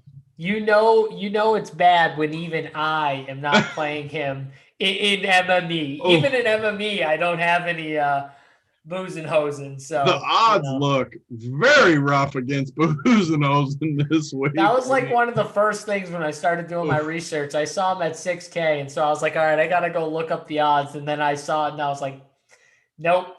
I mean, if Charles Howell the third is ever minus 155 versus you got problems. Like you got to find the X button. Yeah. Charles Howell the third. Who's he against? Buzenhosen. Like, oh, your boy, JSU. Yeah, boy. Let's go. He said he's off him this week. You're off? Strange. I'm off. All right. Even I can't do it. And like we said earlier, JT posted minus 183 versus Chaz. I mean, I like JT posting. Mr. Molinari against Lowry, underdog. Yeah, so definitely Molinari has bad matchups, which top 5. I like Molinari. I said it though, like I think Molinari is definitely the riskiest just because he hasn't played golf. I mean, he's only played 2 rounds. I actually, if I have any more wine, I'm going to book that 100 to 1. All right, well, keep drinking then. I want you to keep, because I will gladly take. Yeah, I mean, anyone that wants to book that 100 to win 10 grand, is that what it is? 100 to win 10 grand? Yeah. Sign me up. I will definitely book. I will definitely sign up for that thing. That's one of those bets that no bookmaker is going to take. Like, now we know the line is really flowing right now. Now we know the line is definitely flowing.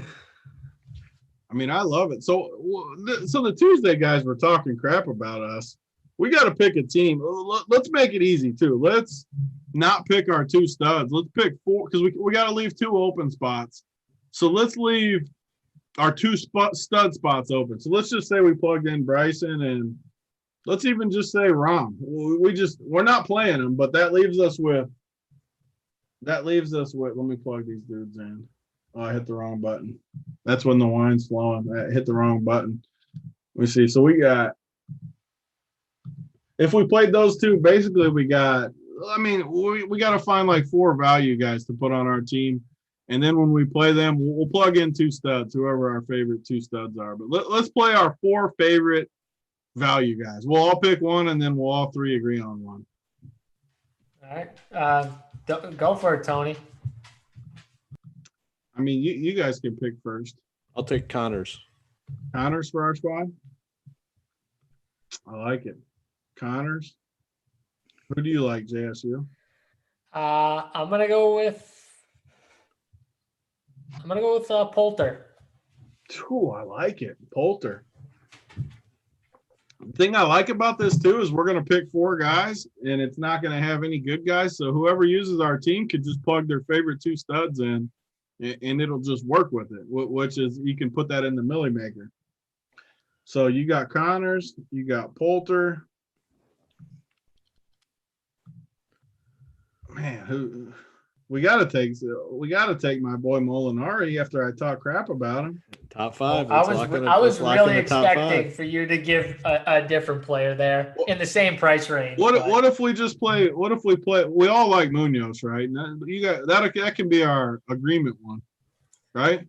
Yeah. I mean, I like. So let's play Munoz and Molinari. That literally leaves us to where you can play. We'll leave salary even. This is a Millie Maker type build. We got Connors, we got Poulter, we got Munoz, we got Molinari, and whatever two studs you want to play on our team, that's our Millie Maker team. We're playing that team against the Tuesday guys. Whatever two studs you want. If you want Bryson and Rom, if you want DJ and Rom, if you want DJ, whoever, play whatever two guys in the field you want with our four guys. That's our squad. I like our four guys. Like our chances. I do who too. Did they play? Do you guys know who they played? What sorry dudes did they pick with their greens? Oh, the bent grass stats and the freaking rough, the layered rough and the layered rough, and this guy's 37 tee to green and whatever else the Tuesday guys stats they were throwing out there. I'm kind of conflicted though because I used to be a Tuesday guy, you know. Remember, you guys. Now you can talk trash about the Tuesday guys with us. You guys would come at the Tuesday guys. I was a Tuesday guy. Now I'm a Wednesday guy. It feels better, doesn't it? It just feels so much. It feels so much better now. Play. I want to know who they. AP, if you're watching, we need to know who you played. Yeah, he's in there. He's in the chat. We got to know who you played before we sign off, so we can know this matchup. They had to play some sorry-ass dudes on Tuesdays. I know they did. I can't. I know. I'm pretty sure Mangone said Cam Smith. That's the only one I can remember. AP loves Cam Smith too. And Buckeyes 2305 in the chat says Tuesday crew equals nerds. That's true. Tuesday crew is a bunch of nerds. I know they had DJ. Okay, so maybe we won't pick DJ then. If they pick DJ, we'll pick someone else and we'll come after him. Let's see here. Yeah, I mean, the shots are fired. I mean, they called us donkeys yesterday on the show. So, yeah, the shots are fired. I mean. They had Finau. Finau, Day, DJ, they said. They didn't play Speed. No freaking way they played Speed. Oh, no, Rubio loved Speed. If they played Speed before, that's not even like that's not even fair. I think they vetoed him, but I'm not sure. They couldn't have played Speed. I mean, that is borderline offensive. Those Tuesday nerds made me enough to redo my kitchen last weekend. I like that. Good. I mean, that's good. I'm glad they made you enough to redo your kitchen. That's good. That's good. We got to pick our actual winners, though. Let's pick a favorite. Let's pick a mid-range, and let's pick a long shot, all three of us. Just winners, straight bet side. Hoop can go first since he's the king of the winners. I'm going to go with John Rahm up top to win. In the mid-tier, I'm going to go – in the mid-tier, I am going to go. Oh man, it's like so hard because the only guys in the mid-tier. I mean, I really like Finau. I'll say Finau. I mean, it's obviously very chalky. Down low, I'm gonna say. Finau isn't gonna win anyways. Yeah. You don't want Finau to win. Pick someone. F it. I'll say I'll go Matt Wolf. Maddie Wolf. Matt Wolf can win. Pick him. And then down low. Give me Corey Connors. I like Connors a lot this week. Give me Connors to get in there. Connors is 120. You can get him 187 to 1 some places. That's tasty. Who you got, JSU? This is where I know Hoop likes winners because I got John Rahm too. He's my guy. Oh, you can't pick the same guy. You guys gonna stroke each other? He's smart. I mean, he's smart. He took the guy who's gonna actually win the whole thing. Like, I mean, what do you want me to say? All right, I can't. Yes, he is. He's winning this thing. You got Bryson, right? Oh, of course I'm taking Big Daddy. Yeah, of course you are.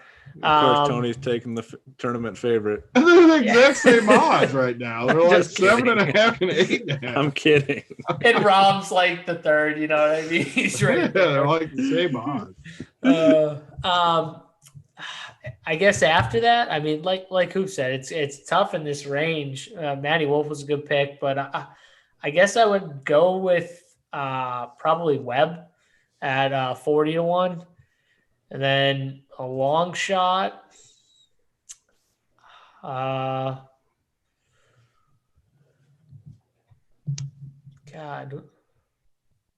Give me Lanto. 200-1. Okay. I mean, you can't ever go wrong when you're taking. He's 200-1 on DK. Yep. And Munoz is too. I was going back. I went back and forth between those two.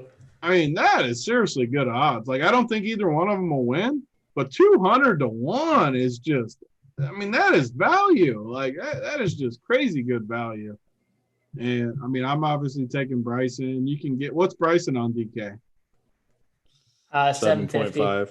7.5. Okay. I think that might be the best price you can get on Bryson. So I'll take that. I need to find a good mid-range guy. Who's a guy that, man. They had Lee Westwood as their fourth guy, Tony. That's who they had. So they had who? So they had Jason Day, Tony Finau, DJ, and Lee Westwood.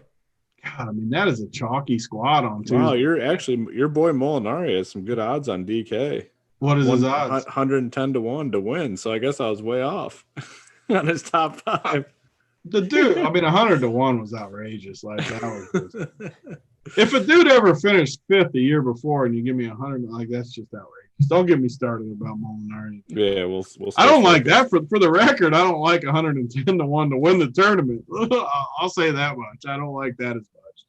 But so mid-range, God, I want to find a good one mid-range that I actually think could win. Give me Scotty Scheffler. Scotty the kid. There we go. I've made fun of him forever. What's he on DK?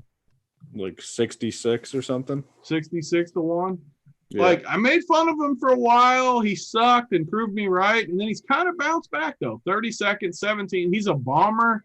He kind of fits in that build. Like, if you play Bryson and Wolf, play Scotty Scheffler, because Scotty the kid, if he gets those bombers going, I like him at 66-1. That's a good – like, I like him more to win than these guys in this range, like Justin Rose and Oosthuizen and Casey and Fowler and all these guys. I like Scotty to win more than that. And then long shot, I mean, I like all the long shots. I mean, if I had to pick one, I mean, what's Sebastian Munoz is 200-1? Yeah. Like, yep. You can't go wrong with that. The dude almost freaking won the last 2 weeks he was in contention. So I'll take him at 200-1. What's my boy Freddie Couples, about 500-1? A lot. Yeah, he's 750. 750-1. Yep. Yeah, Freddie the man isn't going to get the job done in that area, but hopefully he makes a cut for me. God. All right. I think we did it for the people. Boys, anything else before we get out of here? Who? How many winners? Forward to it. You guys need to pick a couple winners. I already gave 2 people gear. Pick a winner each for some gear. All right, let's see. Through.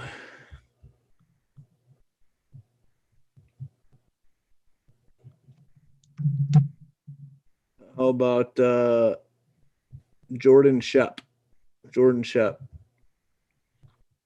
Some big in the T message, info. Jordan Shep, you got some gear. All right, shoot Big T a DM or a message in Discord. The one guy we do need to get some gear to, though. I don't know if he's in here. He wasn't earlier. Have we sent Landa gear? That dude's he's been a loyal listener. We need to get Landa. Landa get some gear. Hey, come on, AP. AP hasn't been watching the show. AP comes in all late. Pick your build against the Tuesday. AP, we've already picked the build. You weren't listening to us. We got the winners. Go back in the show and watch, AP. Go back. You'll find it. 10 minutes. We picked them. We picked 4 guys under 7K to beat the sorry ass Tuesday team. 7K and under. Yep, that's right. Because Poulter was the only one. Well, I'm surprised Mangone was able to make a pick without seeing like the up to the date lines, before the tournament tees off tomorrow morning. Guarantee it was tough. He probably picked the chalkiest of all. Who's their team again? Finau, Day? I guarantee he picked freaking Jason Day. DJ. I guarantee he picked Day. I put so much money on that. Yeah, Lee Westwood was definitely not Mangone. I know that. He probably did pick Jason Day because, yeah, I'm pretty sure he did. Yeah. Oh my God. This guy's got to win right here. David Griffin. He says, come on, JSU, my Armenian brother. There you Swag right there. All right. I mean, I don't even know if you're Armenian or not. Griffin, that's one way to get gear. Just say you are, even if you're not. You knew that I was. So even if you are not, that's good enough to me. So you get some gear, my brother. Hit Big T up with the message in the Discord or on Twitter. He'll hook you up. Maybe give you a little extra gear because you're my Armenian brother. So we love those guys. Love it. All right. I think that's going to do it. We appreciate you guys watching. Again, hit that thumbs up button if you haven't. It really helps us out. Keep providing you with some of this free content. And check us out with the premium side. RPS Masters is the promo code. Gets you 25% off your first month. So get over there. Check us out. For me, JSU, Hoop, Big T. We'll see you guys later.